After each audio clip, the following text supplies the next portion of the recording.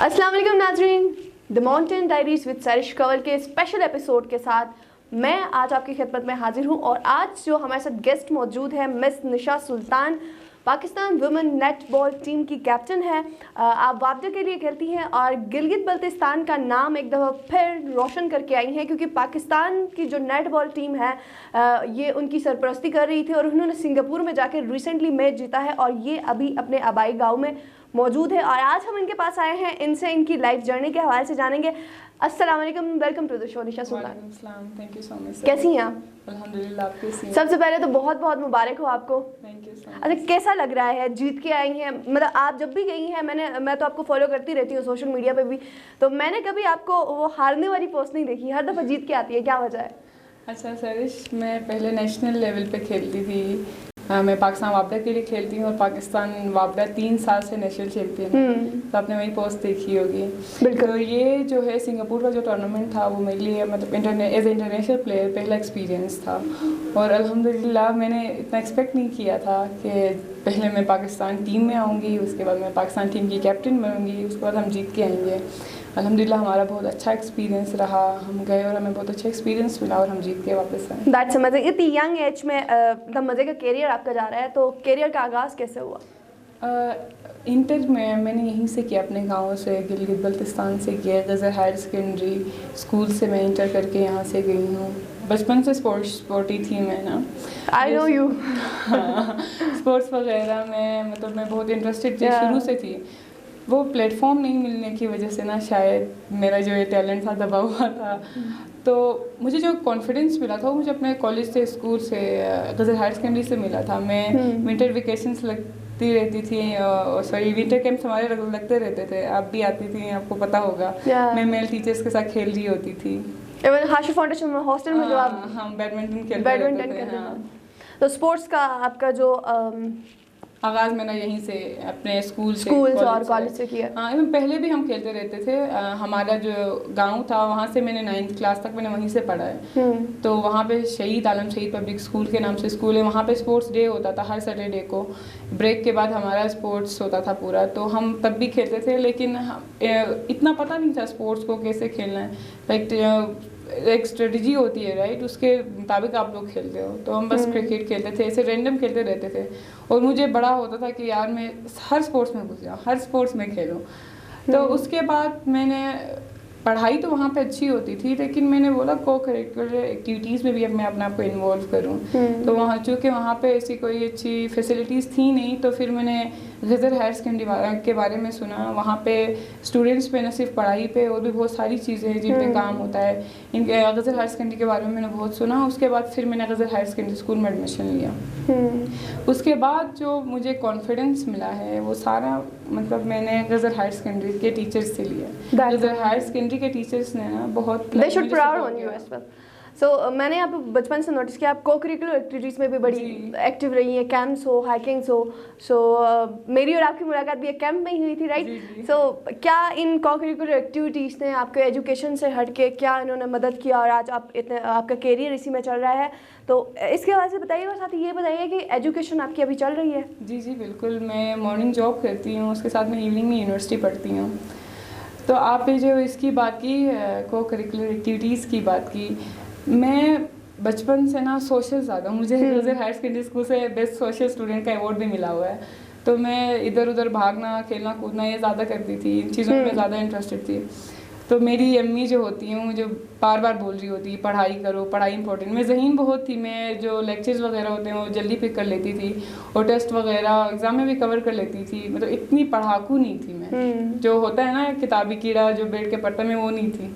मैं बस लेक्चर समझती थी और एग्जाम्स से कुछ दिनों पहले मैं एग्जाम्स की तैयारी करती थी, फिर मैं पेपर देती थी। Well most of the students हैं, सो उनको कॉन्फिडेंस मिल रहा होगा कि नहीं यार हम भी ऐसा कर सकते हैं। तो निशा बताइए कि चैलेंजेस क्या है? एक तो बीइंग अ फीमेल, फिर गिलगित बल्तिस्तान जैसा भी आप ब्रेक में बता रही थी कि इंटरनेट का बड़ा इशू है, तो इतने सारे चैलेंजेस के साथ आपने फिर इन सारी चैलेंजेस को कोप अप किया और अब आप कराची में रहती है, राइट? जी। सो क्या यहाँ का एक्सपीरियंस और वहाँ का कैसे आप यार सबसे पहले पता है बात क्या है, जो मैं यहाँ पे थी गज़र हायर सेकेंडरी आने का मेरा मकसद यही था कि मैं ना अपने कॉन्फिडेंस को डेवलप करूँ। मैं देखूँ कि और भी क्या क्या एक्टिविटीज़ हैं जो पढ़ाई से हट के एक स्टूडेंट कर सकता है। बिल्कुल ठीक है।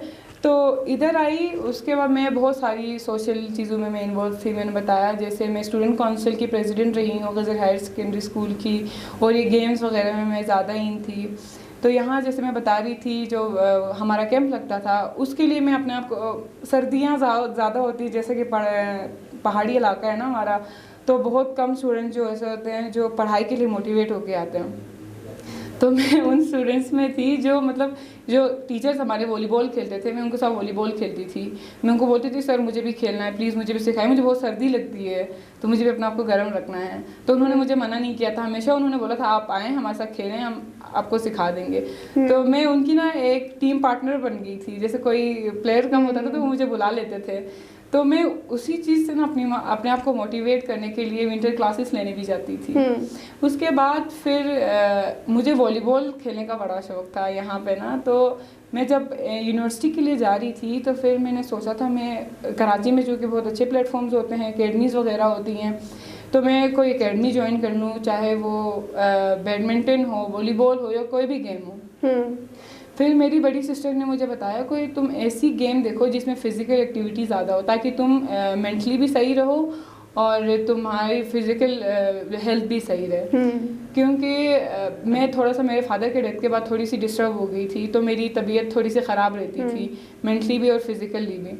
तो उन्होंने मुझे ये मशवरा दिया था। उसके बाद मेरी एक फ्रेंड ने मुझे नेटबॉल के बारे में बताया था। वो नेटबॉल खेलती थी नेशनल लेवल पे। फिर मैंने नेटबॉल के बारे में उस पर गूगल पे सर्च किया, यूट्यूब की वीडियोस देखी और पाकिस्तान नेटबॉल फेडरेशन का पेज देखा मैंने फेसबुक पे। जब मैंने फेसबुक का पेज देखा तो उसमें लड़कियां नेशनल और इंटरनेशनल लेवल पे टीम की शक्ल में ट्रॉफीज़ ले रही हैं, अवार्ड्स रिसीव कर रही हैं। उन लड़कियों को देख के मैं बड़ा इंस्पायर हुई। मैंने बोला यार काश मैं भी ऐसे करती, मैं भी किसी स्पोर्ट्स यूनिफॉर्म में आती और मैं भी कोई ट्रॉफ़ी ऐसे पकड़ के पिक्चर लेती, या फिर मुझे कोई ट्रॉफ़ी मिलती या मुझे कोई अवार्ड सर्टिफिकेट मिलता। तो फिर उसके बाद फिर मैंने दोबारा सोचा यार ये चीज़ शायद मेरे लिए ना थोड़ी सी मुश्किल हो, क्योंकि मैं जिस इलाके से आई हूँ, एक तो वहाँ पे लोग इस चीज़ को पसंद नहीं करेंगे, दूसरी बात यहाँ के लोग बहुत तेज़ होते हैं, मैं इनको शायद कम्पीट नहीं कर पाऊँ। ठीक है। फिर उसके बाद मुझे मेरे डैडी ने एक बात बताई थी कि आपने 18 ईयर्स के बाद इंडिपेंडेंट होना है। ठीक है, अपने आप को खुद संभालना, आपने किसी पे डिपेंडेंट नहीं रहना। फिर तब मैं बहुत परेशान हो गई यार, डैडी ने तो मुझे बोला था 18 ईयर्स की जब आप हो जाओ तो आपने इंडिपेंडेंट होना है, लेकिन अभी तो मतलब मैं 18 ईयर्स की हूँ, अभी तो मेरा यूनिवर्सिटी में एडमिशन नहीं हुआ, मैं क्या जॉब करूँगी। ठीक है, मैं कैसे इंडिपेंडेंट हो जाऊँगी। और एक तो डैडी भी नहीं थे और मैं किसी पे बर्डन नहीं बनना चाहती थी। मेरे बहन भाइयों ने मुझे बहुत सपोर्ट किया है, मेरी अम्मी ने मुझे बहुत सपोर्ट किया है, वो फाइनेंशियली हो, वो इमोशनली हो, लेकिन आपको होता है ना कि यार आप मतलब आप खुद करो अपने लिए। और मुझ में वो था कि मैं अपने आप को खुद बनाऊँ, अपने आप को खुद फाइनेंस करूँ और इंडिपेंडेंट हो जाऊँ। फिर उसके बाद फिर मैंने काफ़ी सोचा, फिर मुझे ना नेटबॉल नज़र आया, और जो मेरे सीनियर्स थे नेटबॉल, मैंने एकेडमी ज्वाइन कर ली थी। उसके बाद फिर जो नेटबॉल प्लेयर्स थे, दूसरे तीसरे कोचेज़ वगैरह थे, उनसे मैंने पूछा, बात की, तो उन्होंने मुझे नेटबॉल के बारे में बताया अगर आप नेटबॉल में नेशनल लेवल पे आओ तो आप ये चीज़ अचीव कर सकती हैं, इंटरनेशनल लेवल पे आओ तो आप ये बन सकती हैं। फिर मैं नेटबॉल के पीछे पड़ गई। फिर मैंने बोला नहीं, मैंने सीखना तो यही गेम सीखनी है। एंड यू डिड इट, और आज आप नेशनल पूरे पाकिस्तान के लिए आप विन करके आई हैं। तो निशा बताइएगा कि गवर्नमेंट लेवल पे और कम्युनिटी लेवल पे कितनी इंकरेजमेंट आपको मिली, और कितना आप इस चीज़ को आपको जो है ना मोटिवेशन मिल रही है उनके सपोर्ट की वजह से। I am talking about GB और पाकिस्तान गवर्नमेंट। पहले तो आप जीबी के बारे में बताइए, फिर पाकिस्तान लेवल पे बताइए। जीबी के बारे में मैं आपको एक बात बताती चलूँ। लाइक हमारा इलाका ऐसा है, यहाँ पे किसी को डिमोटिवेट नहीं किया जाता। हमेशा जो यहाँ के बड़े आला अफसरान हैं उन्होंने हमें मोटिवेट ही किया है। लेकिन हमारे जीबी में मसाइल कुछ ऐसे हैं जिसकी वजह से लाइक हम बहुत सारी चीज़ों से नामहरूम रहते हैं। हमें पता नहीं चलता कि दुनिया में पूरे उसमें पाकिस्तान में क्या चल रहा होता है। क्यों? क्योंकि हमारे पास इंटरनेट एक्सेस नहीं है, हमारे पास लाइट का इशू होता है, दूसरे इश्यूज होते हैं जिनकी वजह से हमें पता ही नहीं चलता।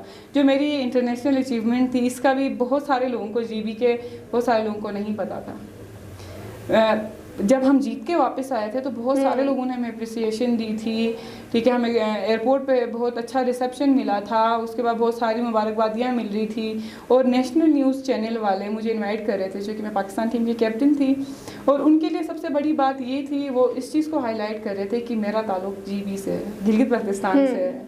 ठीक है, वो उस चीज़ को ना बहुत बड़ी चीज़ समझ रहे थे कि एक बैकवर्ड एरिया से एक लड़की आई और पाकिस्तान टीम की कैप्टन बनी है, और यहाँ पे जीबी वालों को पता नहीं था।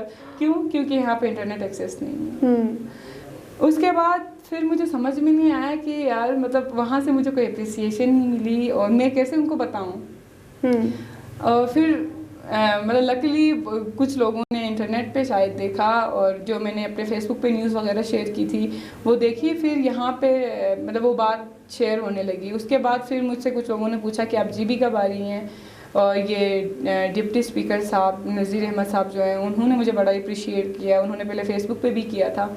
उसके बाद मैं जब गिलगित पहुंची तो उन्होंने सबसे पहले मुझे बुलाया, उन्होंने मुझे अप्रिशिएट किया और मेरी बातें सुनी। सबसे बड़ी बात, उन्होंने मुझे सुना। उन्होंने बोला आपको क्या वसाइल कैसे वो है, आप क्या करना चाहती हैं, और उन्होंने मुझे अवार्ड भी दिया और मुझे बड़ी अच्छी चीज़ लगी। उसके बाद कल जब मैं अपने गाँव आ रही थी तो मेरा बहुत अच्छा रिसेप्शन हुआ था। गिलगित में ऐसा नहीं है कि मतलब कोई स्पोर्ट्स का बिल्कुल नामो निशान नहीं है, नेटबॉल का नामो निशान नहीं है। गिलगित बल्तिस्तान की टीम आती है, नेशनल में पार्टिसिपेट करती है, वो वुमेंस की भी हो मेंस की भी हो।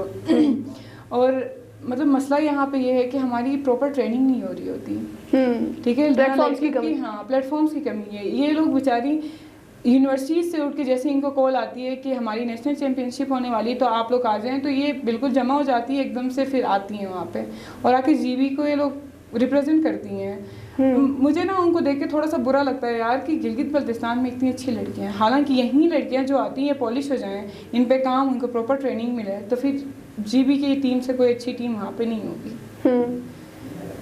इवन वापडा में जो हम पे काम होता है ना, हम 3 साल से जो चैम्पियन है तो हम मेहनत करते हैं, हम पे काम होता है पूरा 1 महीने का हमारा कैंप लगता है, हमें बेस्ट कोचेस दिए जाते हैं, बाकी रहने के खाने पीने के सारी फैसिलिटीज़ दी जाती है, तब हम उनको रिजल्ट देते हैं। तो मैं भी ना यही गवर्नमेंट से, ये यहाँ की गवर्नमेंट से ना मैं गुजारिश करना चाहूँगी, एटलीस्ट अगर पूरा साल नहीं होती, ठीक है, ट्रेनिंग नहीं होती है, आप कोई एकेडमी नहीं खोल सकते, तो फिर आप एटलीस्ट जब नेशनल चैम्पियनशिप होती तो इनको ग्रांट ज़रूर दें। सबसे बड़ा इशू, इनको पैसे नहीं मिलते, ग्रांट दें, इनको सपोर्ट करें, इनके लिए थोड़ा सा टाइम के लिए कैंप लगाएं ताकि लोग थोड़ा सा पॉलिश हो। तो ये चीज़ है। निशा, आपकी कोई प्लानिंग है, जैसे बहुत सारे स्पोर्ट्स में वीमेन जो है गिलगित बल्तिस्तान की वो एक्टिव हैं, हर फील्ड में ही है माशाल्लाह से। क्या आप लोगों का कोई ऐसा प्लेटफॉर्म है, क्या आप लोग मिल के जितने भी यहाँ पे डिफरेंट स्पोर्ट्स से जो स्पोर्ट्स बैकग्राउंड से जो ताल्लुक़ रखते हैं, आप लोगों को क्या ऐसा कोई प्लान सोच रहे हैं या अपकमिंग पाइपलाइन में फ्यूचर में कोई ऐसा प्रोजेक्ट है कि यहाँ पे जो विलिंग बच्चे हैं उनके लिए अपनी मदद, आपके साथ कोई एकेडमी वगैरह आप ओपन कर लें, तो फिर जो है गवर्नमेंट भी आएगी, फिर स्टेक होल्डर्स भी, क्योंकि जब तक गवर्नमेंट को पता नहीं होगा, लोगों को पता नहीं होगा, स्टॉक होल्डर्स को, कि आपके पास ये टैलेंट है, ये लोग हैं, तो उनको तो आराम से ही बैठना है। तो उनको जगाने के लिए आप लोगों का कोई है कि आप ऐसा कोई प्रोजेक्ट लेके, कोई प्रपोजल लेके उनके पास जाओगे, कोई एकेडमी वगैरह यहाँ पे ओपन कर ले, खुद भी आए, क्योंकि आप वेकेशंस में आती रहती हैं समर्स में, तो क्यों ना आप लोग यहाँ पे ट्रेनिंग दे यहाँ के स्टूडेंट्स को जो करना चाह रहे हैं। यार मैं पता है क्या चाहती हूँ, मैं चाहती हूँ कि गिलगित बल्तिस्तान की हर लड़की नेटबॉल खेले, नॉट ओनली नेटबॉल, हर वो गेम खेले जो जिसमें वो अच्छा कर सकती है। ठीक है, हमारे जब हम स्कूल लेवल पे, यहाँ पे कॉलेज लेवल पे गेम्स खेल रहे होते थे, बहुत सारी लड़कियाँ ऐसी थी जो डिफरेंट गेम्स में अच्छी होती थी। क्रिकेट वो कुछ बहुत अच्छा खेलती थी, कुछ बैडमिंटन बहुत अच्छा खेलती थी, कुछ वॉलीबॉल बहुत अच्छा खेलती थी।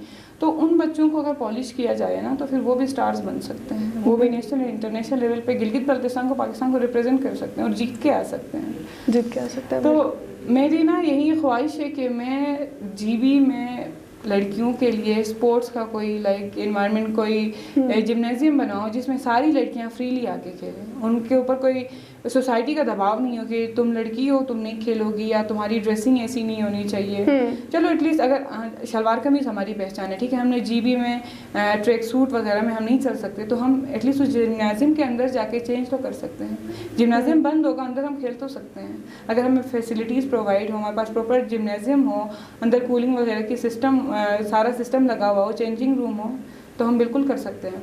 डिप्टी स्पीकर साहब से मेरी यही बात हो रही थी, सर मैं समझती हूँ, मैं जिस इलाके से गई हूँ मैं अपने लोगों को बहुत अच्छे से समझती हूँ, वो एक दुपट्टे पे बात कर सकते हैं, तो इन चीज़ों को अगर ये लोग जीन्स ट्रैक सूट वगैरह पहन के निकलेंगे तो जाहिर सी बात बहुत सारी बातें होंगी, ठीक है, वो बहुत सारे लोग उंगली उठाएंगे। मैंने कहा फिर आप इंडोर गेम्स, इंडोर जिम्नेजियम्स बना सकते हैं जिसके अंदर लड़कियाँ जाके खेल सकती हैं, ठीक है, बाहर शलवार कमीज में निकले, वो चेंज करके, उसमें तो कोई इशू नहीं है ना। वो मतलब अगर वो किसी लेवल पे नहीं जा सकती, एटलीस्ट वो अपने स्ट्रेस को रिलीव तो कर सकती है। सरिश, मैं मॉर्निंग जॉब करती हूँ, ठीक है, इवनिंग में यूनिवर्सिटी पढ़ती हूँ। लाइक वो रूटीन आपको भी पता होगा इजी नहीं है, ठीक है। सुबह 6 बजे एक बंदा निकलता है, रात को 10 बजे घर आता है, ठीक है। वर्क प्लेस का लोड और पूरी क्लासेस 2-2, 3-3 घंटे की क्लासेस इजी नहीं होती, प्लस असाइनमेंट्स और दूसरे काम, ये सब इजी नहीं होते हैं।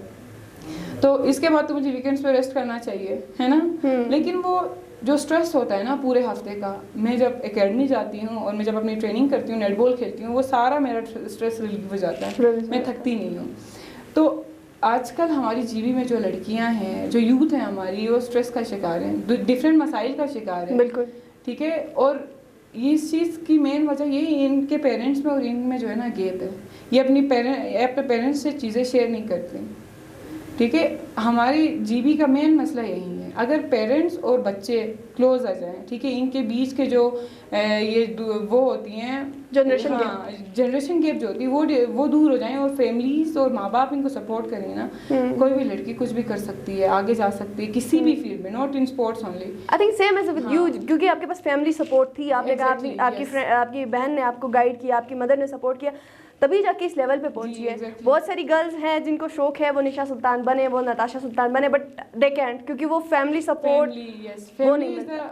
मेन थिंग, अगर फैमिली आपको सपोर्ट कर रही है ना, आप कुछ भी कर सकते हो। तो आप उन फैमिलीज को क्या एक मैसेज देना चाहेंगी कि जिनके बच्चों के अंदर टैलेंट है बट वो किसी भी वजह से रिजिलियंट है, तो उनको आप क्या एडवाइस देना चाहोगी? मैं यार स्पेशली जो जीबी के पेरेंट्स जो है ना, मैं उनको यही एडवाइस करना चाहूँगी, जो आजकल जो ये जो यूथ है ना, इनकी जो बहुत सारी चीज़ें इनके अंदर दबी हुई होती हैं, ठीक है, और वो चीज़ बाहर नहीं निकाल पाते, ठीक है, वो शेयर नहीं कर पाते, क्योंकि पेरेंट्स ने ना उनको वो रूम नहीं दिया होता अपने उसमें, वो मतलब पेरेंट्स से पर्सनल नहीं होता, अपनी चीज़ें शेयर नहीं करते, ठीक है। ये जो पेरेंट्स हैं, ये बचपन से अपने बच्चों को ऐसी तरबियत दे, ठीक है, ऐसे उनके साथ रहे दोस्तों की तरह, वो खुल के सारी चीज़ें शेयर करें, क्योंकि आजकल बहुत सारी डिफरेंट चीज़ें ऐसी होती हैं जो मतलब बच्चे समझते हैं कि नहीं, हम अपने पेरेंट्स को नहीं बताएंगे, वो पता नहीं क्या सोचेंगे और पता नहीं डांटेंगे इस चीज़ पे, क्या हमसे गलत काम हो गया। इवन छोटे से छोटा काम भी होता है, वो बच्चे के लिए बहुत बड़ी चीज़ होती है, लेकिन पेरेंट्स उस चीज़ को ना बहुत छोटा समझते हैं,